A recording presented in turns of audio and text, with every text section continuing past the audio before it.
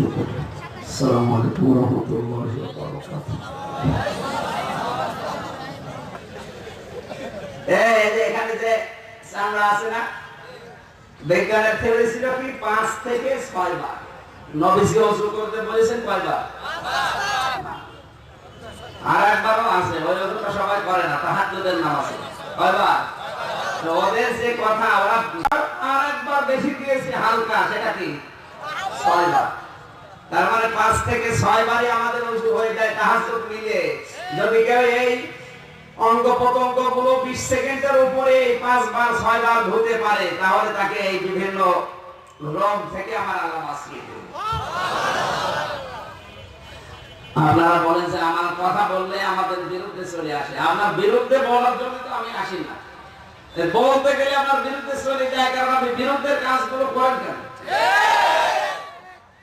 এখানে আমাদের উচিত হবে এই যে দুর্বিসন্ধি গুলো চলছে, বিভিন্ন কায়দায় আমাদের মোকাবেলা করা। আর আমরা যদি বলেন না, খেলাফতের দায়িত্ব আমার দরকার নেই, আমি শুধু মসজিদে মাদ্রাসায় খানকায় বসে আছি, আমি খলিফা, আপনিও ধরা খাবেন। যারা এগুলো ষড়যন্ত্র করছে ওরা তো আগে ধরা খাবে। আল্লাহ আমাদের হেফাজত করুন, জোরে বলেন আমিন।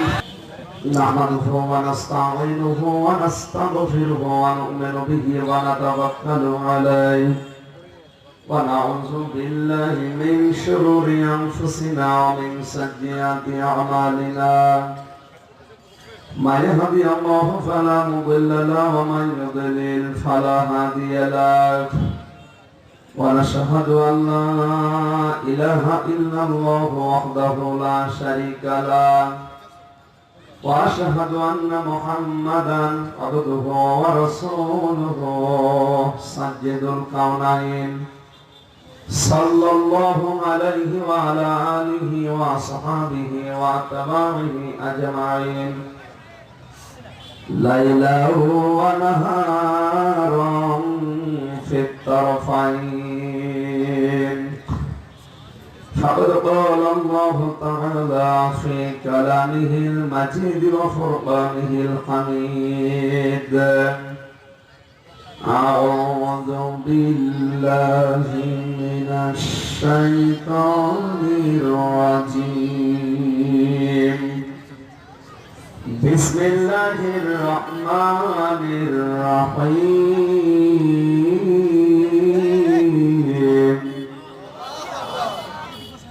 سبحان الذي أسرى بعبده ليلا من المسجد الحرام ليلا من المسجد الحرام إلى المسجد الأقصى الذي باركنا حوله لنريه من آياتنا إنه هو السميع البصير. মঞ্চে বসা ওলামায়ে কিরাম, সামনে বসা মুসলমান ভাইরা, পর্দার আড়ালের সম্মানিত মা এবং বোনেরা, প্রশাসনের ভাইরা, প্রান্তীয় দিনাজপুরবাসী, দল মত নির্বিশেষে কোরআনের অনুষ্ঠানে যারা এসেছি, ইবাদত মনে করি। এটা একটা ইবাদত। এটা কি এবার কথা জবান করে বলেন না কেন? এটা কি যখন জবাব দিতে বলবো, যদি জানেন তাহলে জবাব জোরে দেবেন, কারণ এটা এখন ক্লাস হচ্ছে, কোরআনের ক্লাস। আপনারা উপরে লিখেছেন কি? কোরআন পড়ুন, কোরআন বুঝুন, আর কোরআনের সমাজ গড়ুন। এটাই তো আমরা চাই নাকি? যে দল ক্ষমতায় থাকে থাক, এরা যদি কোরআন দিয়ে পৃথিবী চালাতে পারে, আমরা তাদের পক্ষে আছি ইনশাআল্লাহ। যারা আছেন দাঁড়িয়ে বসে, সময় আমাদের যেহেতু হাতে নির্ধারিত সময়, আমরা 9:30 থেকে 10:30, 1.5 ঘন্টা সময় দিয়েছিলাম। আপনাদের গাফিলতির কারণে আধা ঘন্টা লস হয়ে গেছে। সুতরাং আমরা সর্বোচ্চ 11টা পর্যন্ত থাকবো এখানে। যারা দাঁড়িয়ে আছেন 1 ঘন্টা 10 মিনিট আমাদের হাতে সময় আছে। আমরা আজকের এই যে মাস চলছে, মাসের দিকে তাকিয়ে নির্ধারিত একটা আয়াত পড়েছি। হেদায়েতের নিয়তে যারা বসে আছে আল্লাহ যেন কিছু নিয়ে যাওয়ার তৌফিক দেন। জোরে বলেন আমিন। যে মহান রব্বুল ইজ্জাত আল জালালের শুকরিয়া আদায় করছি, কারণ তিনি আমাদেরকে সৃষ্টির সেরা বানিয়েছেন। কিসের সেরা? সবাই বলেন কিসের? 18,000-এর উপরে মাখলুকাত পৃথিবীতে আছে, সবচাইতে শ্রেষ্ঠ সৃষ্টি হচ্ছে মানুষ। দ্বিতীয় নাম্বার, তিনি আমাদেরকে মুসলমান বানিয়েছেন। কি? 3 নাম্বার, তিনি আমাদের পৃথিবীতে পাঠিয়েছেন সাধারণ গরু ছাগল বা অন্যান্য সৃষ্টি হিসাবে না, আমাদের পাঠিয়েছেন খলিফার দায়িত্ব দিয়ে। কিসে? খলিফা কাকে বলা হয়? এই শব্দটা না বোঝার কারণে বিভিন্ন মানুষ বিভিন্ন মাজারে, দরবারে, পীরে, আল্লাহর ওলিদের খলিফা হয়ে আনন্দে আছে যে আমিও তো খলিফা। নাকি? খলিফা আপনাকে বানিয়েছেন আল্লাহ কোন জায়গার জন্য? ওয়াইদ ক্বালা রাব্বুকা লিল মালাইকাতি ইন্নী জাইলুন ফিল আরদি খলিফা। অবশ্যই আমি জমিনে খলিফা পাঠাবো। কোন জায়গায়? জবান করে বলেন কোন জায়গায়? আমরা এখন কিন্তু জমিনের খলিফা নেই। এই দেশে আমরা অনেকে দেখি যারা কাপড় চোপড় সেলাই করে, দর্জি, তাদেরকেও মানুষ খলিফা বলে। খলিফা বলে না?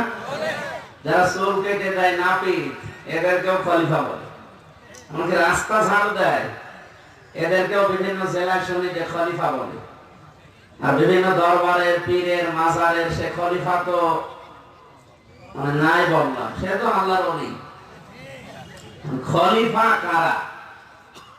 আল্লাহর যে দায়িত্ব ছিল ওইটা আল্লাহ এসে আমাদের সামনে এসে কথা বলবেন, দায়িত্ব পালন করবেন, এটা আল্লাহর শানের খেলাফ, মানায় না। ওই দায়িত্ব আল্লাহ তার বান্দাদেরকে দিয়েছে, তার ভেতরে আমরা। যদি আপনি খেলাফতের দায়িত্বটা পালন করতে পারেন, আপনাকে পাঠানো আল্লাহর যে উদ্দেশ্য, এটা সাকসেস হবে। ফেরেশতারা বলেছিল আল্লাহ তুমি কি এমন জাতি পাঠাবে যারা রক্তারক্তি করবে, মারামারি করে দুনিয়া উল্টিয়ে ফেলবে? তোমার যদি জিকির আজকার লাগে, তাসবিহ তাহলিল লাগে, গুণগান লাগে, আমরা তো আছি। নাহনু নুসাব্বিহু বিহামদিকা ওয়া নুকদ্দিসু লাকা। এখানে খেয়াল করার বিষয়, এই ফেরেশতাদের ধারণা ছিল আল্লাহ খলিফা বানাতে চায়, জিকির করবে, তাসবিহ করবে, আল্লাহর গুণগান করবে, এই জন্য। নাকি? এটা কাদের ধারণা? জবাব করেন না কেন? ফেরেশতাদের ধারণা ছিল যে আল্লাহ খলিফা পাঠাবে জিকির করার জন্য। কিসের জন্য? জিকির আজকার করবে, তাসবিহ তাহলিল করবে, এই জন্য। এই জন্য তারা বলেছে নাহানু নুসাব্বিহু, আমরা তো আছি তোমার তাসবিহ করার জন্য, তোমার প্রশংসা যদি লাগে, নুকদ্দিসু লাক ওয়া নুকদ্দিসু লাক, আমরা আছি, তোমার ওগুলো আর বানানোর দরকার নেই। আল্লাহ রাব্বুল আলামিন বললেন ওয়ালা ইন্নী আ'লামু মা লা তা'লামুন, আমি কেন পৃথিবীতে খলিফা পাঠাবো এটা কিন্তু তোমরা জানো না, কারণ আমি যা জানি তোমরা সেটা জানো না। ফেরেশতারা যেটা বলেছিল ওটা কি ঠিক? বলে না কেন? আল্লাহ কি জানে ওটা ফেরেশতারা জানে না। আল্লাহ কি জানে? আল্লাহ রাব্বুল আলামিন যেটা জানেন যে খলিফার কাজ কি, এটা কিন্তু এখনো বলেননি। ফেরেশতাদের সামনে এখনো বলেছে, পরবর্তী আয়াতে আল্লাহ জানিয়েছেন। আমরা নির্ধারিত আয়াত পড়েছি, এর ভেতরে আসবে ইনশাআল্লাহ। তাহলে খলিফা কি, খলিফার দায়িত্ব কি, ওটা যদি আপনি না বোঝেন, আপনি 1000 বছর না, এই পৃথিবীতে কিয়ামত পর্যন্ত হায়াত পেয়েও আপনার জীবন পুরাটাই ব্যর্থ। সৃষ্টির সেরা বানিয়েছেন, মুসলমান বানিয়েছেন, এই পৃথিবীর জমিনে আপনাকে আল্লাহ মানুষ বানিয়ে পাঠিয়েছে। এতটুকুই না, সর্বশেষ আল্লাহ আপনাকে খলিফা বানিয়ে পাঠিয়েছে। সুতরাং খেলাফতের দায়িত্ব যদি আপনি বুঝে নিতে না পারেন, আপনাকে যেখানে আল্লাহ পাঠিয়েছেন ওই জায়গায় না এসে আপনি অন্য জায়গায় জীবনটা নষ্ট করে দিলেন। বাংলাদেশ সরকার যদি কাউকে ভারতে পাঠায় প্রতিনিধি করে, যে ভারতে যান, আপনি এই কাজটা 10 দিনের ভেতরে করে আবার চলে আসবেন। উনি চিন্তা করছে রাষ্ট্রীয় সফর যখন পেয়েছি, ভারত তো বাড়ির কাছে, মাঝে মাঝে যাওয়া যায়, আমি আমেরিকায় চলে যাই। কোথায়? আমেরিকায় গিয়ে আরো 15 দিন কাটিয়ে চলে এসেছে। ওনার যে পদোন্নতি হওয়ার কথা হবে, চাকরি যা ছিল আর থাকবে, কারণ যেখানে পাঠিয়েছিল ওই জায়গায় যায়নি, গিয়েছে অন্য দেশে। পৃথিবীর এই নিয়মই যদি আপনি বলেন যে রাষ্ট্র যেখানে পাঠিয়েছে টাকা পয়সা খরচ করে সেখানে না গিয়ে অন্য জায়গায় গেলে যেমন আপনার চাকরি থাকার কথা না, আপনার পদ উন্নত তো দূরের কথা। তাহলে দুনিয়ায় আল্লাহ আপনাকে পাঠিয়েছেন ফিল আরদি, জমিনে। কোথায় বলেন না কেন? আজ আমরা জমিনে নেই। আজ আমরা কেউ মাদ্রাসায়, কেউ মক্তবে, কেউ মসজিদে, এমনকি কেউ খানকায়, কেউ দরবারে, কেউ মাজারে। আর কিছু মানুষ আছে তো দুনিয়ায় নেই। এই জমিনটা ফাঁকা পেয়েছে জালেমরা 180 মাইল বেগে চালাচ্ছে। আপনি তো না বুঝে চিল্লা চলেছি, আর বুঝেছি কি বললাম, আপনি টের পেয়েছেন? সুতরাং আমাদের জমিনে থাকা লাগবে। কোথায়? আপনি কি কথা বুঝতেছেন? আমরা যদি আজ জমিনে না থাকি, জমিন চালাবে জালেমরা। কারা চালাচ্ছেন এখন? তামাম দুনিয়ার দিকে তাকান, সব জায়গায় জালেমরা উপরে না নিচে? আল্লাহ পাক বলেন তাহা মা আনজালনা আলাইকাল কুরআনা লিতাশকা। হে নবী, আপনাকে আমি কোরআনে শুনতে দেইনি যে আপনি মার খাবেন, আপনি নিচে থাকবেন, আমি অপমান হবেন না। এই কোরআন আপনাকে দিয়েছি আমি দুনিয়ায় উপরে তোলার জন্য। জোরে বলেন আল্লাহু আকবার। সুতরাং আজ আমাদের উপরে থাকার কথা ছিল, সম্মানের জায়গায় থাকার কথা ছিল, সেখানে আমরা নেই। একটাই কারণ, যেটা নবীজি আমাদের কাছে রাখলেন ওইটা আমরা ধরতে পারিনি। রংপুর বিভাগের মানুষ তো আরো বেশি। বিদায় হজের ভাষণে নবীজি ডাক দিয়ে বলেছিলেন শেষ কথা, তারাক্তু ফিকুম আমরাইন লান তাদিল্লু মা তামাসসাকতুম বিহিমা কিতাবুল্লাহ ওয়া সুন্নাতুর রাসূলি। আমি চলে যাচ্ছি, দুইটা জিনিস রেখে গেলাম, যদি আঁকড়িয়ে ধরতে পারো লান তাদিল্লু, গ্যারান্টি দিয়ে বলছি কখনো পথ হারাবে না, কখনো মার খাবে না। তাদিল্লু শব্দের অর্থ হয় 99টা। কখনো পথভ্রষ্ট হবে না, মার খাবে না, না খেয়ে থাকবে না, অভাবে থাকবে না, লাঞ্ছিত হবে না, অপমানিত হবে না, পৃথিবীর নিচে থাকবে না। আমি আল্লাহর নবী গ্যারান্টি দিলাম তোমরা উপরে থাকবে। দুইটা জিনিসের, 1 নাম্বার কোরআন, 2 নাম্বার আমার সুন্নাহ। আমার প্রশ্ন, ওই সময় নবীজির সামনে সাহাবায়ে কেরাম ছিল 1,14,000। কত? 1,14,000 সাহাবী, সব জান্নাতি। সুবহানাল্লাহ। জান্নাতি না? তার ভিতরে আবু বকর ছিল না? হযরত ওমর ছিল, হযরত ওসমান ছিল। এই যে যাদের নাম বলছে এরা জীবিত অবস্থায় জান্নাতের সার্টিফিকেট হাতে পেয়ে গেছেন। সুবহানাল্লাহ। এরা জাহান্নামে যাবে, এই কথা আপনি বলতে পারেন না। এরা সব কি জান্নাতি? এ পর্যন্ত বুঝেছেন? বিশ্বনবীকে বলতে পারতেন না যে আমি বিদায় নিচ্ছি, এই যে আবু বকরকে রেখে গেলাম, কথা এই যে ওমরকে রেখে গেলাম, এদেরকে যদি অনুসরণ করো আঁকড়িয়ে ধরো জান্নাত পেয়ে যাবে, বলেছেন না? কেন বললেন? এই দেশে এখন হাজারো মানুষ, কত মানুষকে আমরা দেখতে পাচ্ছি, তারা মারা যাওয়ার আগে গ্যারান্টি দিয়ে যায় যে আমি চলে গেলাম, আমার এই যে ছেলে গদ্দিনে শিল্পী। এটা গদ্দিনে শিল্পী না গদ্দিনে শিল্পী? শয়তান আপনি না, মেরা মাথা জাগাছে। তো এই কথাটা একটু আপনি নিতে পারেন না। আমি দেখেছি অন্যান্য বিভাগের মানুষ অনেক নিচ্ছে এখন, কিন্তু এই রংপুর বিভাগের মানুষ আবেগে ইসলাম মানে। আবেগ দিয়ে চলবে না, বিবেক দিয়ে আপনাকে চলা লাগবে। নবী কেন বললেন না যে আবু বকর ওমর ওসমানকে রেখে গেলাম, এদেরকেই তোমরা দেখে রেখো না? কারো নাম বলেন, অথচ তারা সব জান্নাতের সার্টিফিকেট প্রাপ্ত মানুষ। বলেছিলেন আমি কোরআন আর সুন্নাহ রাখলাম। সুতরাং আমাদের উচিত হবে, আমরা যদি এই পৃথিবীতে যদি উপরে থাকতে চাই, আর যদি মায়ের থেকে না চায়, এখনো কোরআন এবং সুন্নাহর কাছে আসা লাগবে। আর খেলাফতের দায়িত্ব পালন করতে হলে কোরআন সুন্নাহ বাদ দিয়ে হবে না। বলে খেলাফতের দায়িত্ব পালন করবেন আসমানে, জমিনের নিচে? কোথায়? ফিল আরদি। ফি মানে মধ্যে, উপরে যাই বলে জমিনের মধ্যে জমিনের উপরে দায়িত্ব পালন করা লাগবে। আমরা এমন খলিফা হয়ে দাঁড়িয়েছে শুধু খানকা মাজার এই জায়গাগুলোতে গাছতলা মাছতলায় খলিফা হয়ে বসে আছে আর বগল বাতাচ্ছে যে আমি খলিফা। তোমার দাঁত মুখ রাখবে আল্লাহ সব করে ফেলবে। তোমার থাকার দরকার ছিল জমিনে, আর জমিনে থাকতে হলে ডাক্তার হওয়া লাগবে, ইঞ্জিনিয়ার লাগবে, কথা বলছে না কেন? ডিসি লাগবে না, এসপি লাগবে না? আর জমিনে আমরা এই সমস্ত জায়গাগুলোতে এই মানুষগুলো দিতে পারি না। এই জন্য এই জায়গাগুলো সব এখন কত জোরে বলা দরকার, যাদের দখলে থাকে থাক। আমরা মনে করছি না শুধু মসজিদে খানকা আর মাদ্রাসায় ইবাদত, ওইগুলো কি? ওই জায়গাগুলো আর যদি আপনি ডিসি এসপি টিএমও বড় বড় ডাক্তার ইঞ্জিনিয়ার বৈজ্ঞানিক সচিব যদি এরকম মানুষ পাঠাতে পারতেন এই যে আব্দুল লতিফের মতো নাকি আল্লাহ বলি না এইরকম মানুষ যদি পাঠাতে পারতেন যে তাফসীর মাহফিলের জন্য অনুমতিরও দরকার নেই।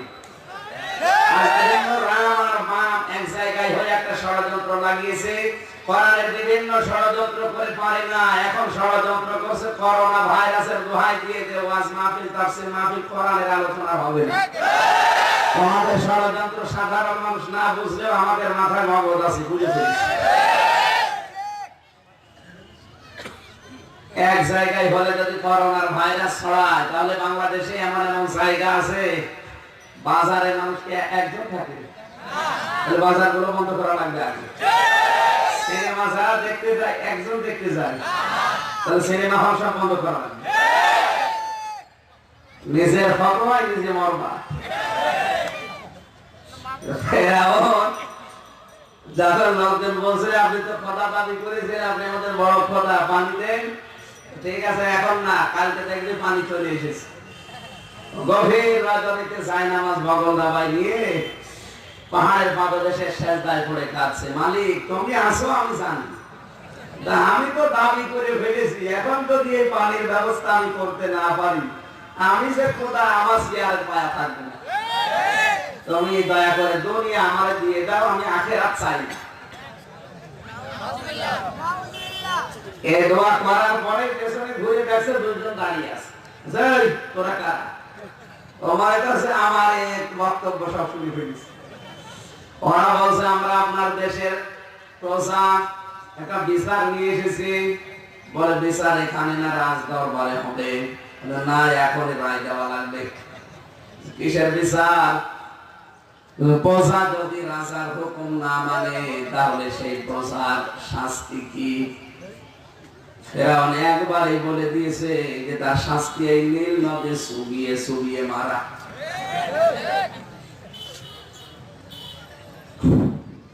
ওই দুইজন বলছে আপনি রায়টা তাহলে লিখে দেন। বলছে না লেখা লাগবে না, আমি যা বলি ওইটাই ফাইনাল। ওই দুইজন বলছে না আপনার কথায় কোনো বিশ্বাস নেই, আমি সকালে বলেন এক কথা বিকালে বলেন আমি বলিনি, আপনি লিখে দেন। সেই বলছে না এখন লিখবো না, রাজ দরবারে যাবি তখন। দুইজন বলছে দেখেন আমরা কিন্তু এই মরুভূমিতে দুইজন আছে আর আপনি একা, যদি আপনি বেশি কথা বলেন দুইজন মিলে আপনাকে জিন্দা দাফন করবো, কেউ টেরও পাবে না। মনে করছে তাই তো, ঠিক আছে। কাগজ কলম কোথায় পাবো? বোঝা আমাদের সাথে আছে। কাগজ আর কলম নিয়ে লিখে দিয়েছে কোন প্রজা যদি রাজার হুকুম না মানে তার প্রথম শাস্তি এই নীল নদে চুবিয়ে মারা। ইতি ফিরাউন কাগজটা হাতে নিয়ে বলছে আমাদেরকে চেনেন? না আমি জিবরাইল আর মিকাইল, আমি যা লিখে দিলেন আপনার এই ফতোয়া কিন্তু একদিন আপনার উপরে কার্যকর হবে। কতদিন নীল নদে ডুবে যাচ্ছিল, হাত্তা ইদা দারাকাহুল গারাকু ক্বালা আমানতু আন্নাহু লা ইলাহা ইল্লাল্লাযী আমানাত বিহি বানু ইসরাঈল ওয়া আনা মিনাল মুসলিমিন। হাত্তা যখন ইদা আদরাকাহুল গারাকু, যখন ফিরাউন ডুবে যাচ্ছিল তখন বলেছে আমি ঈমান আনলাম। ওই আল্লাহর উপরে যার উপরে বনি ইসরাঈলরা ঈমান এনেছে, আর আমি মুসলমান, এরপরও ফেরেশতারা আর পানি খাওয়ায় কেন? আল্লাহ তখন ডাক দিলেন, আল আন, এখন ফাকাদ আসাইতা ক্বাবলু ওয়া কুনতা মিনাল মুফসিদিন, এর আগে তুমি বড় সন্ত্রাসী ছিলে, ফ্যাসাদকারী ছিলে, শয়তান ছিলে, তোর কারণে আমার হাজার হাজার বান্দা দুনিয়ার মুখ দেখতে পারে নাই। দুনিয়াতে আসার আগেই তাদেরকে তুই বিদায় করে দিয়েছিস, তোর কারণে আমার হাজার বান্দা 10 বছর ঘরে থাকতে পারে নাই। এটা শুধু ওই ফেরাউনের জামানায় ছিল, এখন দুনিয়া এসব নেই। এটা ফেরাউন যে ফতোয়া দিয়েছিল, কোন প্রজা যদি রাজার হুকুম না মানে তার প্রথম শাস্তি হবে নীলনদে চুবিয়ে মারা। হযরত জিবরাইল তখন ওই কাগজটার সামনে নিয়ে বলছে যে তাকান, আপনি কি লিখেছিলেন? আপনি যা লিখেছিলেন সেই ফতোয়া আজকে কার্যকর হচ্ছে। আপনি নিজেই বলেছেন যে কোন প্রজা যদি রাজার হুকুম না মানে, তা আপনি তো এই পৃথিবীর একজন প্রজা, আমার আসল রাজাকে আলাইসাল্লাহু বিআহকামিল হাকিমিন, সবথেকে বড় রাজা আমি আল্লাহ, আর যত কিছু আছে সব আমার প্রজা। সুতরাং আপনি প্রজা হয়ে আসল রাজার হুকুম মানেননি, আপনি যে ফতোয়া দিয়েছিলেন ওইটা এখন কার্যকর করব। আমার তো মনে হচ্ছে এই দেশে অনেক ফেরাউন এখন উঠে পড়ে গেছে, বিভিন্ন ষড়যন্ত্র করে, যখন কাজ হয়নি এখন ষড়যন্ত্র আরম্ভ করেছে। এই সৌদি আরব বুঝেছিল যে এই করোনা থেকে বাঁচতে পুরা কাবা শরীফ চত্বর ফাঁকা করে দেওয়া, কিন্তু আমার আল্লাহ কাবার চত্বর ফাঁকা রাখেননি। আবাবিল পাখির দ্বারা এই কয়েকদিন আপনি দেখেছেন, আবাবিল পাখি দিয়ে আমার আল্লাহ পদক্ষেপ করাচ্ছে, তাওয়াফ করাচ্ছে। মানুষ যদি পৃথিবীতে নিরাশ হয়ে যায়, দূরে চলে যায়, আল্লাহর অন্য সৃষ্টি দিয়ে আল্লাহ তার ঘর রক্ষা করবে। রক্ষা করেছিলেন হাতি দিয়ে, কি দিয়ে? হস্তি বাহিনীকে আল্লাহ ধ্বংস করেছিলেন আবাবিল পাখি দিয়ে। সুতরাং আল্লাহর এই ঘরকে এরা নিজেরা বাঁচার জন্য যা করেছিল এরা পারে না, এখন আবার খুলে দিয়েছে। সুতরাং আপনি তো কোরআনের এই অনুষ্ঠানগুলো হাজারো মানুষ চোখের পানি ফেলে বিভিন্ন অপরাধের জন্য কানাকাটি করে। আল্লাহ বলেন, যখন কোনো মানুষ শাস্তির ভয় করে কান্নাকাটি করে, আমি আল্লাহর কাছে ক্ষমা চাই, যতক্ষণ ক্ষমা চাবে ততক্ষণ তাদের উপরে আমি আল্লাহ কোনো আযাব দেব না। সুতরাং এই করোনা বলেন, লাসা বলেন, বিভিন্ন যে ভাইরাস গুলো দেখতে পাচ্ছি, এগুলো থেকে বাঁচতে আরো দুয়ার মাহফিলের আয়োজন বেশি করা দরকার। নাস্তিক যারা আছে দেশে দেশে বেশি না, হাতে গোনা কয়েকটা। আপনার যদি আল্লাহর বিধান ভালো না লাগে, কোরআনের কথা, তাহলে দেশ থেকে আপনি বের হয়ে চলে যান। এখন যদি বলেন এই কথাগুলো বলার দরকার নেই, আপনি শুধু কবরের কথা বলেন। আরে ভাই, 2 তলা নৌকা আমরা দেখেছি না, দেখেননি? উপরে মনে করেন আমরা এই কয়েকজন আছি, আপনারা নিচে। যদি বলেন বারবার উপরে পানি নিয়ে আসতে গেলে আপনারা রাগ করেন, আমরা আর যাবো না। নিচে যে পানির ব্যবস্থা আছে, একটা তক্তা তুলে নেব। আপনি তক্তা একটা খুলে নিচ্ছেন, উপর থেকে আমরা যদি আমার এই যে আব্দুল লতিফ দাদা, আমরা যদি মনে করি ও এখন আর আসেন না, আমরা বেশি গেলাম, পানি যদি ওখান থেকে আমরা নিতে থাকেন, আপনারা নিজেরা ডুববেন, আমাদেরকে ডোবাবেন। আপনি এই ছোট কথাটা বোঝেন না কোন কারণে? এদেশে কোরআন বিদায় করে দিলে চীনের মতো, এই দিল্লির মতো গজব আসতে বেশি দেরি হবে না। আপনি তো নিজে মরবেন, আমাদেরকেও মারতে চান, এই জন্যই তো কথা বলা লাগে। এদেশের কিছু দালাল মিডিয়া আছে, বিশেষ করে 71, এই বিশ্ব দালাল, এটা আলেমদের কথাগুলো কাটছাট করে উল্টা পাল্টা করে কালার করার জন্য এরা লেগেছে। বাবার রামদের হাজার কোটি টাকা এরা গোপনে পায়। সহপাঠী মুসলমানের উচিত এই টিভিটা বর্জন করা। আপনি আর চাই করেন ইসলামের পক্ষে থাকেন, আপনার কাছে আমি আছি। ইসলাম বাদ দিয়ে যদি তামাম দুনিয়া এনে দেন, এরকম দুনিয়া আমার দরকার নেই। সুতরাং যারা এই সমস্ত ফতোয়াবাজি করছেন, এটা বাদ দেন, এখনো বাদ দেন। এরা বন্ধ করে আপনি কি করবেন? গান দেবেন। চীন দেশে এই করোনা ভাইরাস আরম্ভ হওয়ার পেছনে যে কারণগুলো এখন বিজ্ঞানীরা আবিষ্কার করেছে তার এক নম্বরে ওদের খাবারগুলো সমস্যা। ওরা খায় ইঁদুর, বিড়াল, সবাই করে রেখে দেয়, 2-3 দিন পরে ওটা যখন হয়ে যায় ছাল ছেড়ে তখন পুড়িয়ে পুড়িয়ে খায়। এটি খাবার বলে? দেখবেন ওদের চীনের বাজারগুলোতে ইঁদুর খায়, সাপ খায়, বিড়াল খায়, কুকুর, বড় বড় কুকুর সবাই করে রেখে দিয়েছে, বাদুড়, চামচিকা, এরা খাবার হলো। আল্লাহ যে সমস্ত খাবারগুলো হারাম ঘোষণা দিয়েছে ওইগুলো ওদের আসল খাবার। এই জন্য চীনের প্রধানমন্ত্রী বিভিন্ন মসজিদে যে বলছে তোমার নবীকে ডাক দাও একটু দেখা করবে, এখন ঠেলায় পড়েছে। এই দেশের রাজনীতিক রাম বাম গুলো যখন ঠেলায় পড়বে তখন বলবে হুজুরকে ডাক দিবে, তখন ডাক দিয়ে করবেন কি? গজব নাজিল হয়ে গেলে তখন ডাক দিয়ে লাভ আছে?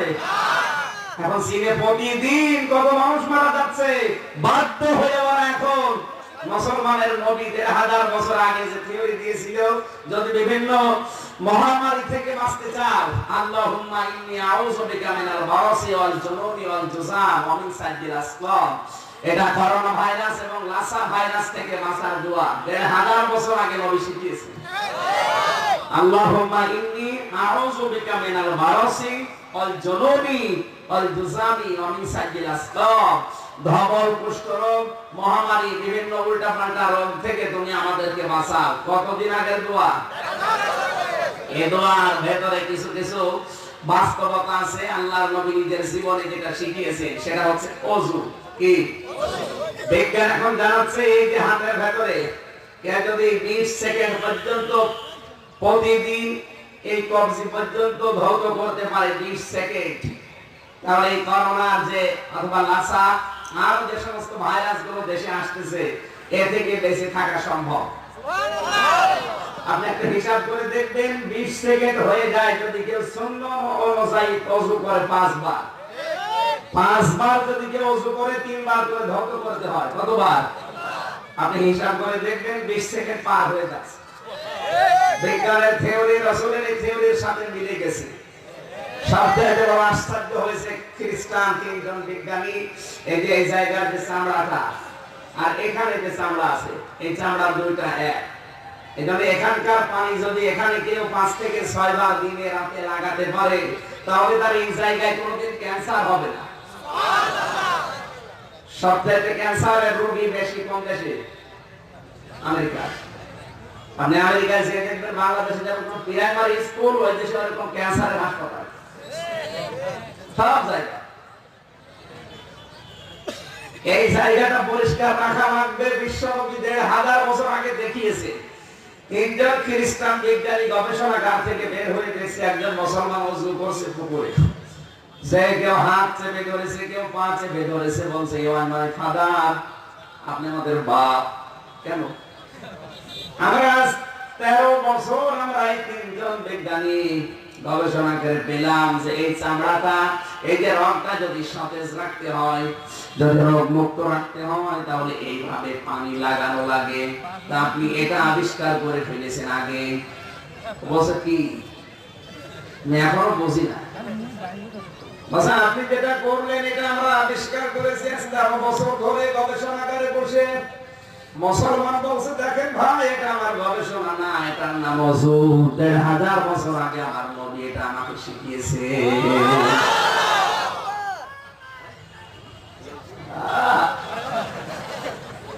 নারায় তাকবীর, মানুষের ঔষধের সার, জীবন ঔষধ শেষ। আর একবার বেশি দিয়েছি হালকা, সেটা কি? 6 বার। তার মানে 5 থেকে 6 বারই আমাদের ওযু হয়ে যায় তাহাজ্জুদ মিলে। যদি কেউ এই অঙ্গ প্রত্যঙ্গ গুলো 20 সেকেন্ডের উপরে 5 বার 6 বার ধুতে পারে তাহলে তাকে এই বিভিন্ন রোগ থেকে আমার আল্লাহ বাঁচিয়ে দেবে। আপনারা বলেন যে আমার কথা বললে আমাদের বিরুদ্ধে চলে আসে। আপনার বিরুদ্ধে বলার জন্য তো আমি আসি না, বলতে গেলে আমার বিরুদ্ধে চলে যায়, কারণ আপনি বিরুদ্ধের কাজগুলো করেন কেন? এখানে আমাদের উচিত হবে এই যে দুর্বিসন্ধিগুলো চলছে বিভিন্ন কায়দায় আমাদের মোকাবেলা করা। আর আমরা যদি বলেন না খেলাফতের দায়িত্ব আমার দরকার নেই, আমি শুধু মসজিদে মাদ্রাসায় খানকায় বসে আছি, আমি খলিফা, আপনিও ধরা খাবেন, যারা এগুলো ষড়যন্ত্র করছে ওরা তো আগে ধরা খাবে। আল্লাহ আমাদের হেফাজত করুন, জোরে বলেন আমিন। তাহলে প্রথম নম্বরে আমাদের দায়িত্ব হচ্ছে খেলাফতের দায়িত্ব পালন করা জমিনে। কোথায়? আমাদের এখন জমিনে থাকার দরকার আছে না নেই? জমিনে থাকতে হলে ডাক্তার লাগবে না? আপনার ছেলেকে ডাক্তার বানাবেন, কোনো অসুবিধা নেই। তাকে কোরআন শেখানোর পরে আপনি ডাক্তার বানাবেন। এমবিবিএস, এসসিপিএস, এফআরসিএস ডাক্তার হবে আপনার ছেলে। আজ বাংলাদেশের ডাক্তারগুলো যদি রাজশাহীর ডাক্তার ফাতেমা সিদ্দিকার মতো মেয়েদেরকে ডাক্তার হতো, বরিশালের ডাক্তার শাহিন জব্বারের মতো ছেলে ডাক্তার পেতাম, খুলনার ডাক্তার মতিয়ার রহমান স্যারের মতো ডাক্তার পেতাম, এরকম ডাক্তারগুলো হলে এই দেশের চিকিৎসা বিভাগ দুর্নীতি মুক্ত করা সহজ হতো। হাজারো ডাক্তারের কাছে ঔষধ কোম্পানিরা কত কিছু শুধু লাইন দিয়ে দিতেই থাকে। আপনি শাহিন জব্বারের কাছে, ফাতেমা সিদ্দিকার কাছে, মতিয়ার রহমানের কাছে যান, লাইন দেওয়া না, আপনি যে পায়ের কাছে ফেলে দিলেও নিতে চাইবে না, কারণ তাদের ভেতরে কোরআন আছে। কি আছে? এজন্য আপনাকে আহ্বান জানাচ্ছি, জমিনে যদি চাষ করতে চান, খেলাফতের দায়িত্ব পালন করতে চান, অবশ্যই অবশ্যই আপনার ছেলেকে ডাক্তার, ইঞ্জিনিয়ার, বিজ্ঞানী বানাতে হবে। নাইলে এই জায়গাগুলো জালেমরা দখল করে আরো দুর্নীতিগ্রস্ত করে ফেলবে। আল্লাহ আমাদেরকে হেফাজত করুন, আমিন। দরুদ আর সালাম পড়ে আমরা আজকের নির্ধারিত বিষয়ে আলোচনা আরম্ভ করছি। এই মাসটার নাম কি? রজব মাস। জোরে বলেন। আজকে কয় তারিখ? আজকে হলো 19 তারিখ। 19 কত? বাংলা মাসের কয় তারিখ? বাংলা মাসের চৈত মাসের আজ 1 তারিখ। ইংরেজি মাসের আজকে 15 তারিখ। তাহলে 19 দিন পার হয়ে গেল রজব মাসে। বিশ্বনবী মুহাম্মদ রাসূলুল্লাহকে 26 তারিখের দিবাগত রাত মতান্তরে 27 তারিখে এই ঘড়ির ভাড়াদান থেকে আল্লাহ নিয়েছিলেন তার নিজের গবেষণাগারে, ল্যাবরেটরিতে। 1-2 বছর 3 বছর না, আমরা ডক্টরেট করছি, আমাদের সময় লাগে সর্বোচ্চ 5 বছর। কয় বছর? এই বাংলাদেশ সহ বিশ্বের যেখানে আপনি ডক্টরেট করেন, পিএইচডি ডিগ্রি নেন, সর্বোচ্চ সময় লাগবে 5 বছর। আর নবীকে আল্লাহ যে গবেষণাগারে বসিয়ে ডক্টরেট ডিগ্রি দিয়েছিলেন, সময় লেগেছিল 27 বছর। কত বছর? তাও আমরা পিএইচডি করতে গেলে বিভিন্ন কাজে চলে যাই। সব সময় কি পড়ি না? আমাদের বিভিন্ন কাজকর্ম আছে, সর্বোচ্চ পড়াশোনা হয় হয়তো 2-4 ঘন্টা 5 ঘন্টা। আর নবীকে আল্লাহ একাধারে তার ল্যাবরেটরিতে গবেষণাগারে 27 বছর বসিয়ে বসিয়ে হাতে কলমে আল্লাহ নিজে শিখিয়েছে। তাহলে তিনি কত বড় ডক্টর! সারা পৃথিবীর সব ডক্টর এক জায়গায় করলেও তার জ্ঞানের সমান হবে না। কথা বলে না কেন? 27টা বছরে তাকে কি শিখাবেন সেইগুলো আজকে আছে। আমরা 14টা বিষয় হাদিসে পেয়েছি, যে 14টা বিষয় আল্লাহর নবীকে 27 বছর ধরে ধরে শিখিয়েছে।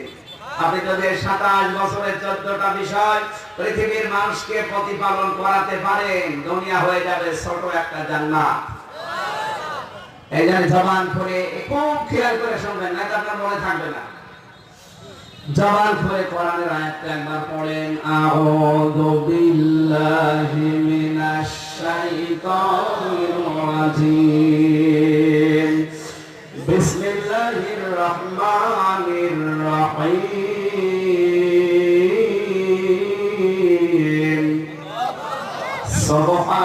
সুবহানাল্লাযী আসরা বি'আবদিহি লাইলান মিনাল মাসজিদিল হারাম লাইলান মিনাল মাসজিদিল হারাম ইলাল মাসজিদিল আকসাল্লাযী বারাকনা হাওলাহু লিনুরিয়াহু মিন আয়াতিনা ইন্নাহু হুয়াস সামিউল বাসীর। সাল্লাল্লাহু আলাইহি চলে এদিকে দিনের বেলা এগুলো অভ্যাস নেই না ভাই, দিনের বেলা হয় আমাদের এলাকায় হয় এগুলো রাতের বেলা, আসলে দিনের বেলা অভ্যস্ত হয় তো এই জন্য আমারও কেমন কেমন লাগছে। আমরা শুনতেছে সূরা বনী ইসরাঈলের প্রথম আয়াতটা পড়েছি। ইসরা এবং মেরাজ দুইটা বিষয়। ইসরা কোরআন দিয়ে প্রমাণিত আর মেরাজ কোরআন দিয়ে প্রমাণিত না, এটা হাদিস দিয়ে প্রমাণিত। সুতরাং ইসরা এবং মেরাজ দুইটাই আপনাকে বিশ্বাস করা লাগবে। কথা বলেন না কেন? আগেকার জামানায় যারা কাফের ছিল তারা এই ইসরা বা মেরাজ বিশ্বাস করত না তাদের সময়ের বা পথের গুরুত্ব হিসাবে। আর এখনকার যারা কাফের এরা ইসরা এবং মিরাজ বিশ্বাস করে না, বিজ্ঞানের থিওরি মানতে কি। আগেকার জামানায় যারা ছিল আবু সেহেল মানতো না কেন ইসরাকে? কারণ মসজিদে হারাম থেকে মসজিদে আকসা পর্যন্ত এই যে রাস্তার দূরত্ব হচ্ছে 1236 কিলোমিটার। কত? 765 মাইল। ওই জামানায় তার এরোপ্লেন ছিল না, হেলিকপ্টার ছিল না, রকেট ছিল, কি ছিল? সর্বোচ্চ উট। মরুভূমির জাহাজ বলা হয় কাকে? উঠে চড়ে মানুষ যেত। হিসাব করে আবু সাহেব দেখেছে 1236 কিলোমিটার যেতে আসতে কমপক্ষে 40-80 দিন সময় লাগার কথা। আর মুহাম্মদ যেটা বলতে চায় আসরা বিআবদিহি লাইলান, এখানে লাইলানের আগে আলিফলাম নেই। লাইলান কি মারিফা না নাকিরা? নাকিরা। আলিফলাম যায়নি কেন? কারণ এটা পুরো রাত না, রাতের একটা অংশ। রাতের একটা অংশের ভেতরে যে 80 দিনের দূরত্বের এত বড় বিশাল পথ, এরপরে আবার আসমান জমিন 7 তবক আসমান ঘুরে চলে এসেছে, কেমন কথা? এই জন্য আবু জেহেল মানতে পারে না রাস্তার দূরত্ব হিসাব করে। বুঝতেছে? আর এখনকার জামানা যারা কাফের এরা বিশ্বাস করে না বিজ্ঞানের থিওরি মানতে কি। বিজ্ঞানের থিওরি কি? এখন যদিও বিশ্বাস করে কাফেররা যে 1236 কিলোমিটার যেতে খুব বেশি হলো আমাদের বাংলাদেশে যে সমস্ত প্লেন আছে, এই ঢাকা থেকে সৈয়দপুর আসতে সর্বোচ্চ সময় লাগে 25 মিনিট, তবে ডোমেস্টিকে 25 মিনিট হিসাব করলেও এই দেশটা 1155 কিলোমিটার এদিক ওদিকে দিয়ে 1155 কিলোমিটার, সর্বোচ্চ 1-1.5 ঘন্টা লাগার কথা। কত? 1-1.5 ঘন্টায় পুরো বাংলাদেশ শেষ।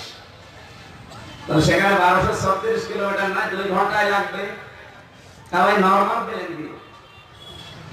এটা বিজ্ঞান এখন হয়তো এইটা বিশ্বাস করতে পারে, কিন্তু মেরাজ বলতে নবীজি যেটা বুঝিয়েছে রাতের কিছু অংশে শুধু বাইতুল মুকাদ্দাস থেকে মসজিদে হারাম না, একেবারে আরশ 7 তবক আসমান ঘুরে চলে এসেছি, এইটা এরা মেলাতে পারে না।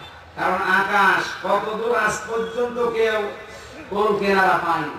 আমরা যেটা দেখি এই যে এখন মাথার উপরে, এটাতে কত উপরে, এই সূর্য থেকে আলো আসতে দুনিয়ার সময় লাগে 8 মিনিট। কত? এই যখন সূর্য আলো ছেড়ে দেয় তখন আমাদের এই যে বাংলাদেশে এখানে সময় লাগে 8 মিনিট, অথচ আলোর গতি 1,86,000 মাইল সেকেন্ডে। 1 সেকেন্ডে যদি 1,86,000 মাইল যায়, তাহলে আপনি 1 সেকেন্ড, মিনিট, ঘন্টা, সপ্তাহ, মাস, বছর এরকম হিসাব করে দেখেন।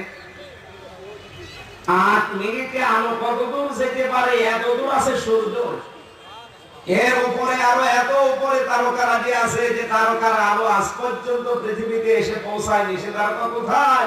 সব এই আসমানে আছে। সুবহানাল্লাহ বলতে পারেন? সূর্যটা পৃথিবীর চাইতে 13 লক্ষ গুণ বড়। কত? 13 লক্ষ গুণ বড়। সূর্যের ভেতরে তাপমাত্রা আছে 1,40,00,000 ডিগ্রি সেলসিয়াস।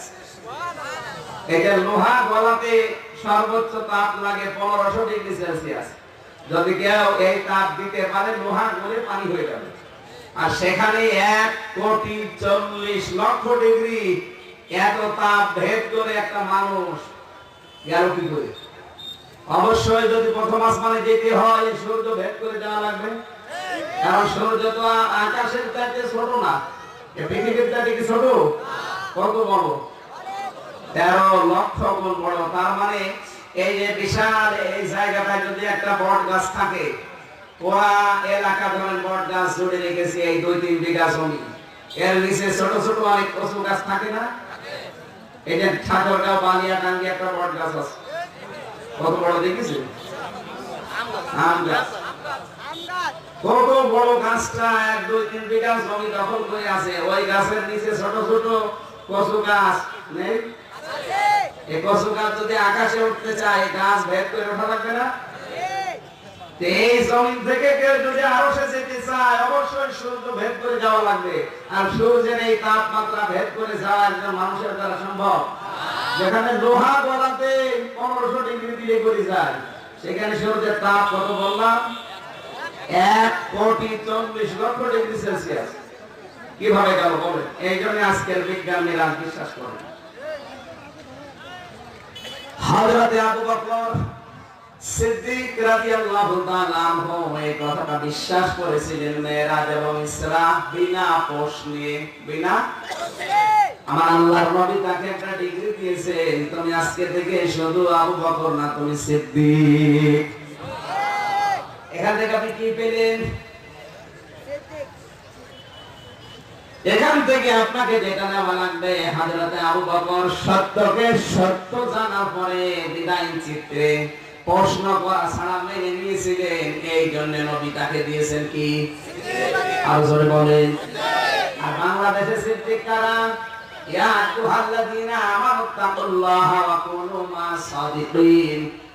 সূরা তাওবার 119 নম্বর আয়াত পড়ে অনেক পীরের মুরিদরা দলিল দেয়, আল্লাহকে ভয় করো, আল্লাহকে পাওয়ার জন্য তোমরা সত্যবাদীদের সাথে থাকো। সত্যবাদী মানে আল্লাহর ওলি পীর সাহেব। অথচ সত্যবাদী মানে কি? যারা সত্যকে সত্য জানার পরে চিন্তা ভাবনা ছাড়া মেনে নিতে পারে, প্রশ্ন করা ছাড়া, এরা সিদ্দিক। এখানে যারা আছে এরা সবাই জানে আমি হাজার বাবার কথা বলবে না, ও যা বলবে কোরআন থেকে সঠিক কথাই বলবে। কিছু মানুষ শোনার পরও বিশ্বাস করে না, মেনে নিতে চায় না। এই জন্য কেন জানে যে আমার বাবার মুরিদ না। এই যে সত্যকে সত্য জানার পরে যারা মেনে নিতে পারে না, এরা কি সিদ্দিক না কাযাব? আবু সেহেল ছিল কি?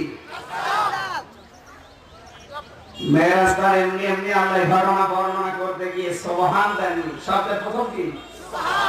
পৃথিবীর যত আশ্চর্য কাজ হোক, কোরআন আমি পড়ে কোন জায়গায় সুবহান শব্দ পাই? দেখবেন আপনি কোরআনের বিভিন্ন আশ্চর্য ঘটনা আছে না? হযরত ইব্রাহিম আলাইহিস সালামকে আগুনে দিয়েছিলেন, এটা কি যেমন তেমন বিষয়? তাহলে একদিন 2 দিন না, আগুনে তিনি ছিলেন কতদিন? 40 দিন। বিজ্ঞান এখন জানিয়েছে সর্বোচ্চ মানুষকে যদি 22 দিনের উপরে খাবার না খাইয়ে কেউ রাখতে পারে, সে মারা যাবে। 22 দিনের উপরে আর কেউ বেশি থাকতে পারবে না খাবার না খেয়ে। ইব্রাহিম নবী কতদিন ছিলেন? এটা কি আশ্চর্য না? কিন্তু এই ঘটনা বলতে গিয়ে আল্লাহ কি সুবহান দিয়েছে? না। হযরত ইউনূস নবী মাছের পেটে ছিলেন কতদিন? 40 দিন। অন্ধকারের ভেতরে যদি আপনি আব্দুল লতিফ ভাইকে রেখে দেন সর্বোচ্চ 3 দিন, 3 দিনের ভেতরে অন্ধকার থেকে বের হয়ে আসলে চোখ খারাপ হয়ে যাবে, দেখতে হবে।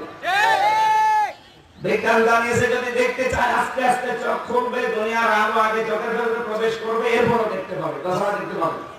ইউনূস নবী কতদিন ছিলেন? 40 দিন। একবার আলো আলো আলো জায়গায় তার যেমন তেমন অন্ধকার না, 3টা অন্ধকার ছিল, রাতের অন্ধকার, পানির নিচের অন্ধকার আর মাছের পেটের অন্ধকার। 3 অন্ধকারের ভেতরে 40 দিন থেকে তিনি বের হয়ে আসলেন। এটি আশ্চর্য না? আশ্চর্য। কিন্তু এই ঘটনা বলতে কি আল্লাহ কি সুবহান দিয়েছেন? না। এরকম কোরআনে আমি পেয়েছি 120টা ঘটনা, কোন জায়গায় সুবহান আল্লাহ বলেন, কারণ ওটা আল্লাহর কাছে আশ্চর্য না। কিন্তু কোরআনে সূরা বনি ইসরাঈলের মেরাজের এই ঘটনা ইসরা বর্ণনা করতে গিয়ে আল্লাহ আশ্চর্য নিজে হয়ে গেছে। সুবহানাল্লাহ, আল্লাহ বলেন নিজে আশ্চর্য। সুবহানাল্লাহ বলতে পারবেন না? অবশ্যই এর ভেতরে আশ্চর্য হওয়ার কিছু আছে। তার ভেতরে কয়েকটা বললাম না? কি? সূর্য ভেদ করে যাওয়া এটা সম্ভব না। এরপরে সৌরজগৎ সম্পর্কে যে তথ্যগুলো আছে, আমার তো সময় অল্প, এজন্য আমি খুব তাড়াতাড়ি করছি। হাজার হাজার কথা এক একটি আয়াতের ভেতরে লুকিয়ে থাকে। যত গবেষণা করবেন তত বের হবে। আর আমরা তাফসীর মাহফিলে এসে কথা খুঁজে পাই না, হারিয়ে যায়। এক ঘটনা শুরু করে এক বাবার কাহিনী 2.5 ঘন্টা শেষ। আমার ভাইরা, আল্লাহ রাব্বুল আলামিন, আমি তাফসীর আকারে এবার এই আয়াতটা আগে বুঝিয়ে নিই। তাফসীর আকারে বলছি, আপনি ভালো করে বুঝবেন। সুবহানাল্লাযী, তিনি সে আল্লাহ যিনি সমস্ত দুর্বলতা, অক্ষমতা, সমস্ত দোষ, ত্রুটি, আয়েব, মানুষ যে সমস্ত বিষয়ে আল্লাহকে দোষ দিতে পারে এই বিষয় থেকে যিনি মুক্ত, তিনি কে? অবশ্যই তিনি সব কিছুর দুর্বলতা কাটিয়ে তার বান্দাকে এই ধরাধাম থেকে নিয়ে গিয়েছেন কোথায়? এখানে একটা বাংলাদেশের জন্য, এটা বাংলাদেশে চলে, অন্য দেশে আমি এই ইতিহাসটা পাইনি। এইটা ঐতিহাস হিস্ট্রি, নাম শুনেছেন? মুসলমান কি খ্রিস্টান? আপনারা ঘুমাচ্ছেন না কি? এটা কি খ্রিস্টান? ও মেরাজের ঘটনা বর্ণনা করতে গিয়ে লিখেছে, আমরা নিজেরা ওইটা পড়ে কামেল পাস করেছি, মাস্টার্স করেছি, তাছাড়া তো পাস করতে পারবো না। ওখানে লেখা আছে, বিশ্বনবী উম্মে হানির ঘরে রাতের বেলা ঘুমিয়েছিলেন, জিবরাইল এসে তাকে বোরাকের মাধ্যমে নিয়ে গেছেন। এখানে আমার প্রশ্ন, হয়তো এরকম ইমানদার যারা তারা কিছু মনে করবে না যে বিশ্বনবী উম্মে হানির ঘরে থাক আর কাবার চত্বরে থাক, কোনো অসুবিধা নেই। কিন্তু যে দেশে যারা রাম বাম, আমি নাম নাই নিলাম, বিশেষ করে রাম আর বাম যারা নাস্তিক, 24 ঘন্টা রাসূলের দোষ ধরার জন্য বসে আছে, কম্পিউটার নেই।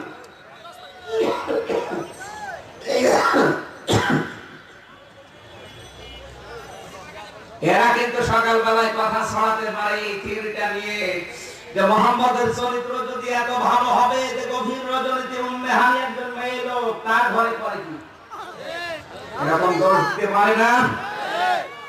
এটা ঐতিহাসিক হিস্ট্রি আছে। খ্রিস্টান কোনদিন আমার নবীর সম্মান বাড়বে এরকম কথা লিখবে না, ও সূক্ষ্মভাবে এটা চালিয়ে দিয়েছে। এই হাদিসের কোনো সনদ এবং মতন নেই। সনদ এবং মতন আছে, নবীজি ছিলেন কাবা হাতিমে। কোথায়? এইটা বলতে গেলে আপনি আর কোনো ভুল ধরতে পারবেন না, কারণ হাতিমে নবীজি থাকতেই পারে। কিন্তু উম্মে হানি একজন মেয়ে লোক, তার ঘরে রাত 12টার পরে নবী করে কি? একটা চরিত্রের উপরে একটা খারাপ ধারণা আসতে পারে না? হয়তো আমাদের আসবে না, আপনি মেরে ফেললেও আমাদের আসবে না, কিন্তু আসবে কাদের? এই শাহরিয়ার কবিরের আসবে। আমি নাস্তিকদের নাম নিতে ঘৃণা করি, এগুলো মানুষ না, জানোয়ারের চাইতেও খারাপ।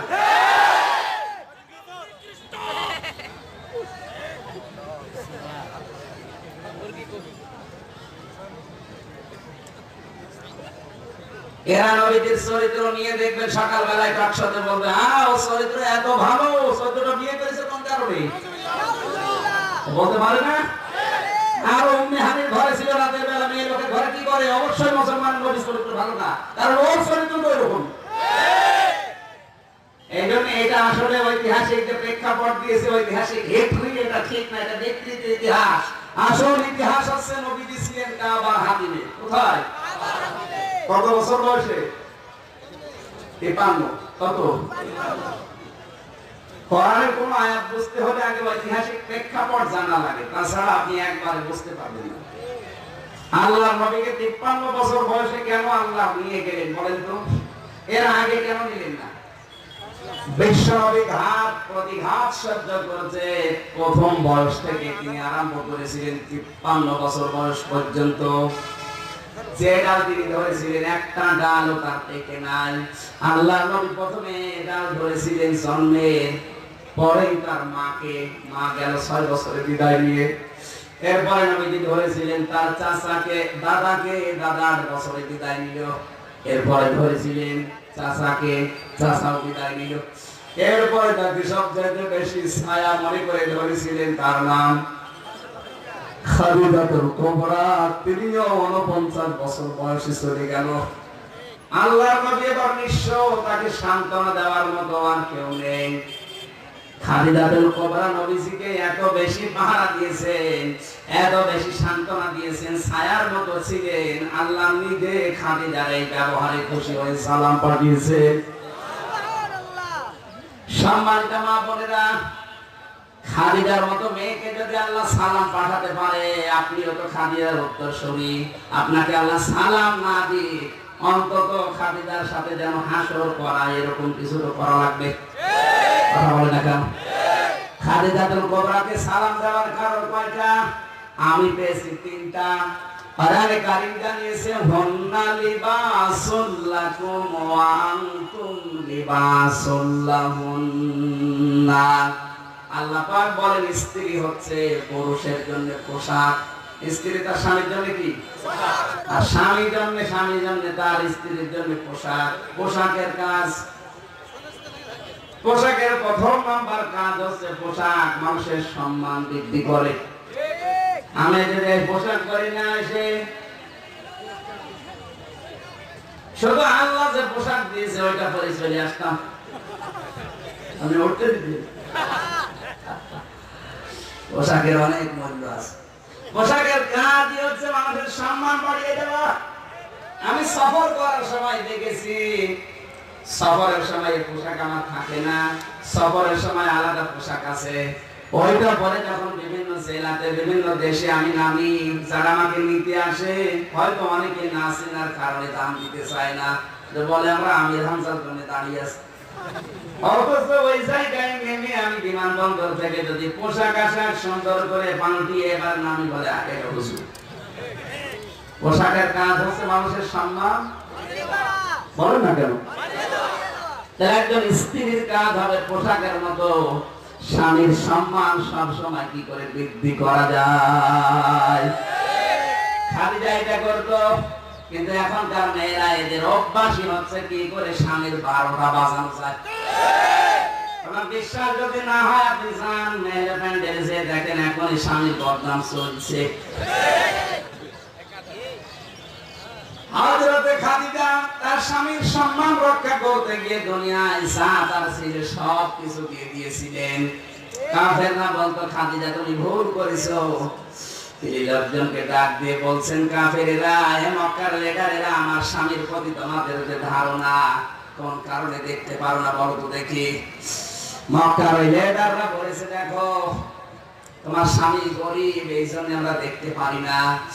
আল্লাহর নবীর স্ত্রী খাদিজা বলেছিলেন, আমার স্বামীর চরিত্র কেমন, বল ভালো, বংশ কেমন, বল ভালো, তার চেহারা কেমন, বল ভালো। দেখতে পারো না কেন? বলছে তার টাকা নেই, কি নেই।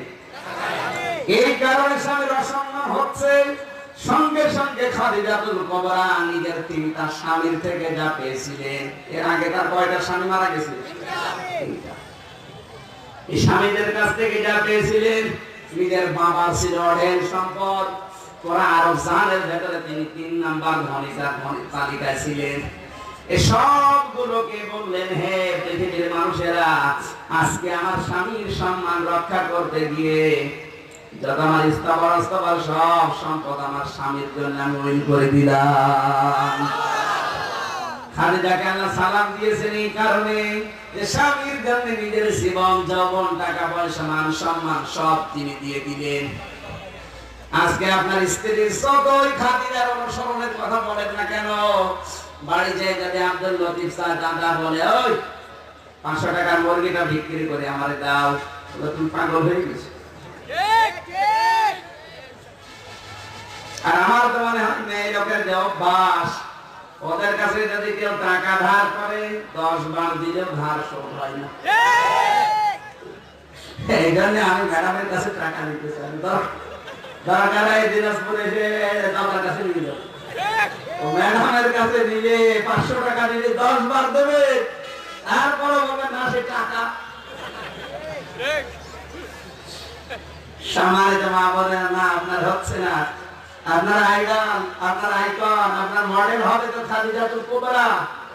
কথা বলে না কেন? এমনি তাকে খেলা করার জন্য আল্লাহ সালাম দেয়নি, দিয়েছে এই কারণে। হিসাব করে দেখেন তো, আল্লাহ যদি এক মেয়ে লোকে সালাম দেয়, যে মেয়ে লোক কি ছিল? আমার তো মুরগিতেও সালাম দেয় না, আর সরাসরি আল্লাহর আরশ থেকে সালাম আসতেছে মেয়েটার জন্য। সুবহানাল্লাহ বলতে পারেন না? যে কারণে তিনি সালাম পেয়েছিলেন, 1 নম্বরে স্বামী ভক্তি। কি স্বামীর জন্য সব উজাড় করে দিয়েছিলেন। মেয়েরা যারা এসেছেন আপনিও দুনিয়ায় থাকবেন না জানি, এই জন্য স্বামীর সন্তুষ্টি অর্জন করে। দুনিয়া আপনাকে আল্লাহ সাথ দিয়েছেন, জীবন, যৌবন, টাকা পয়সা, মান সম্মান, সব স্বামীর সম্মান রক্ষা করার জন্য বিলিয়ে দেন। আপনাকে কিয়ামতে খাদিজাতুল কুবরার সাথে আল্লাহ তুলবে। মেয়েরা তো খুব খুশি নাকি? বলবে হুজুর বলুক না, আপনাকে আমি বাঁচাতে চাই। সম্মানিত মা বোনেরা, আপনি যদি খাদিজাতুল কুবরার সাথে জান্নাত পেতে চান, আপনার এই আমলটা থাকা লাগবে। কারণ হাজারো স্বামী আজ আপনার পক্ষ থেকে রেসপন্স না পাওয়ার কারণে পরকীয়া প্রেম করে। আপনি তো ঠিক বলবেন, আপনি তো লাইনে আছেন না। পরকীয়া প্রেম এলাকা মনে হয় নেই নাকি?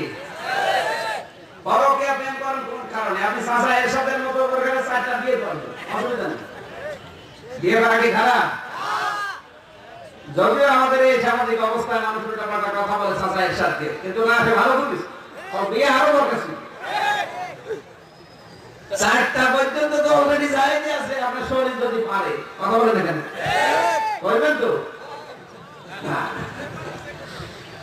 পরকীয়া প্রেম করার যতগুলো কারণ আমরা পেয়েছি, অন্যতম হচ্ছে স্ত্রীর কারণে অধিকাংশ মেয়েরা অন্য জায়গায় লাইন করে। কারণ আল্লাহ স্ত্রীকে ডাকিয়েছে যে হুন্না লিবাসুল লাকুম, এইটা সরাসরি স্বামীকে দিতে চায় না। বাধ্য হয়ে লোকটা করবে কি? শেষ পর্যন্ত অন্যের স্ত্রীর সাথে লাইন লাগায়। পরকীয়া প্রেম করলে ক্ষতি হয় ছয়টা, দুনিয়ায় তিনটা, আখিরাতে তিনটা। এক নম্বর, দুনিয়ায় আপনার চেহারার উজ্জ্বলতা নষ্ট হয়ে যাবে। দুই নম্বর, আপনার আয়ুষ্কাল আল্লাহ কমিয়ে দেবে। তিন নম্বরে, মরণের সময় ঈমান পাবেন না, বেঈমান হয়ে মারা যাবেন। আর মরণের পরে যে তিনটা আযাব, এক নম্বরে আল্লাহ আপনার উপরে রেগে থাকবে। দুই নম্বরে আমলনামা পড়তে দিয়ে আপনি লজ্জা পাবেন। তিন নম্বরে বিনা হিসাবে, বিনা বিচারে আল্লাহ জাহান্নামে দিবেন। যদি আজ অনেকে আমরা স্ত্রীর এই কাছ থেকে রেসপন্স না পাওয়ার কারণে এই আইনগুলো করি, কিন্তু আল্লাহর দিকে তাকিয়ে কষ্টে হলেও বন্ধ করা লাগবে এই অপরাধটা। না, এই গুনাহটা এই জেলায় নেই। পরকীয়া প্রেম যারা করেন, আজকে থেকে তওবা করে ঘৃণা করে চলে আসবেন, এক্ষুনি তওবা করে ফিরে আসবেন। কারা কারা আসবেন হাত তুলে তো? দাড়ি মুখে নিয়ে বড়কে মানুষ তুমি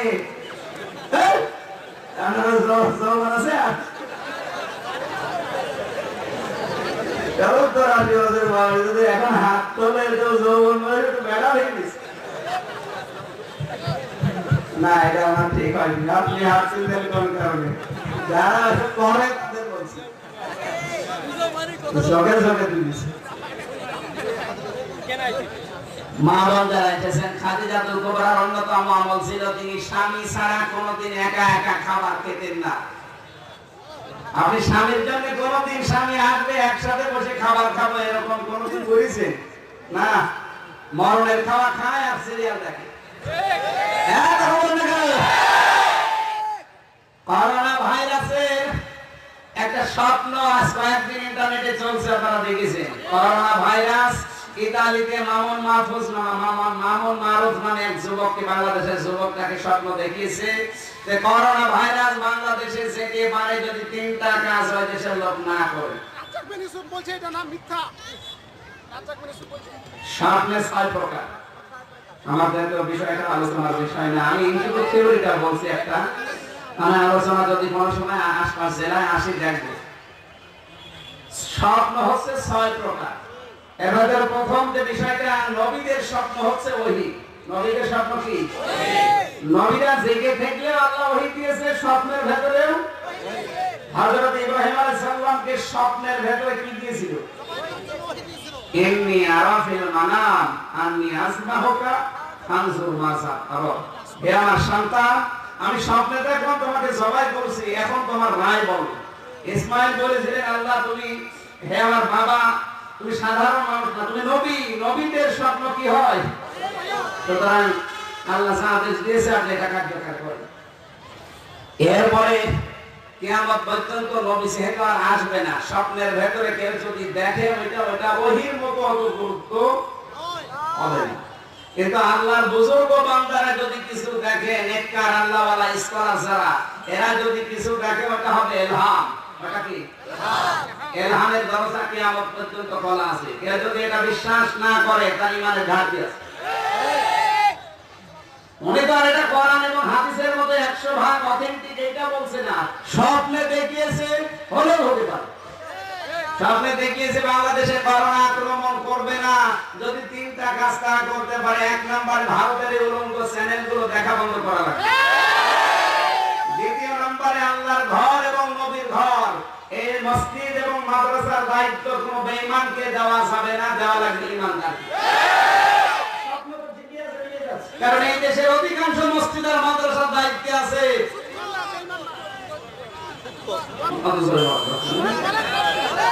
বাংলাদেশে আমরা দেখি মসজিদে লেখা থাকে মদ খোর যদি চায় প্রবেশ করতে পারবে।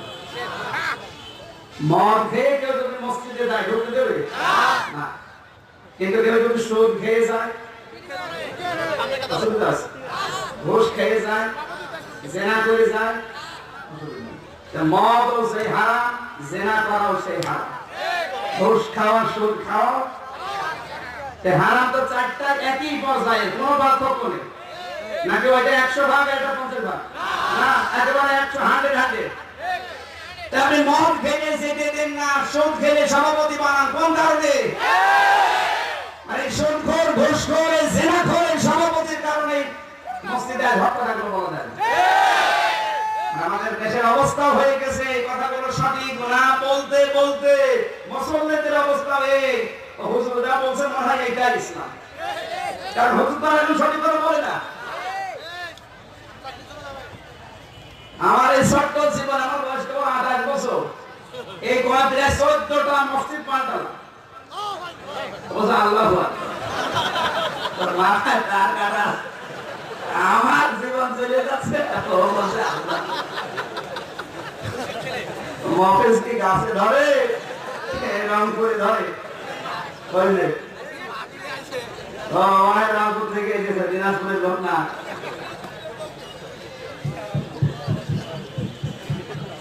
কারণ তাকে উত্তর দিচ্ছে যে বাংলাদেশের মানুষকে জানান তারা যেন মসজিদ এবং মাদ্রাসা যায়, তারা যেন ঈমানদার হয়। আমরা আজ এটা দেখতে পাচ্ছি না। বিশেষ করে ঢাকা শহরে যত মসজিদ আছে, একটা মসজিদ থেকে এখন হেদায়েতের কথা আসে না। ওই কমিটি যা বলতে বলে তাই বলে। আর এটা শুনতে শুনতে মুসলমানদের অভ্যাস হয়ে গেছে। 10 বছর আগে ভালো ইমামতি করছে, এমন ইমাম ও মনে করে এটা আমার একেবারে ধরা বান্ধা, আমি মরে গেলাম সেই ইমাম। যতটুকু সভাপতি বলতে দেয় ওই বলতে। মুসলমানদের অবস্থা হয়ে গেছে। ওরা মনে করে যে ইসলাম মনে হয় এই হুজুরটা বলছে এরকম। 3 নাম্বারটা আমার বলার দরকার নেই, আমি বলে মার খেতে পারবো না।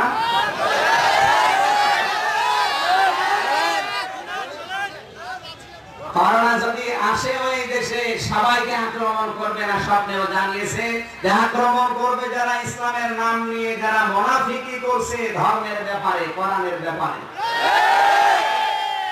আপনাকে আমি সাবধান করছি, আপনি নিজের স্বার্থ সিদ্ধির জন্য কোরআনের বিপক্ষে অবস্থান নেবেন না।